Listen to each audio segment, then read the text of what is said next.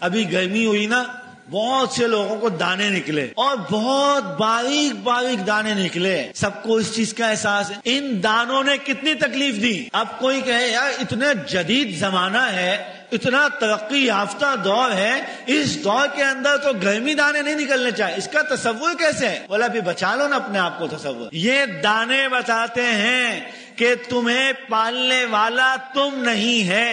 تمہارے بچوں کو دانے بتاتے ہیں کہ ان بچوں کو پالنے والا تو نہیں ہے. کتنے گرمی دانوں کے پاؤڈر لگا لو، کریمیں لگا لو، لیکن یہ دانے نکلیں گے. مطلب کیا؟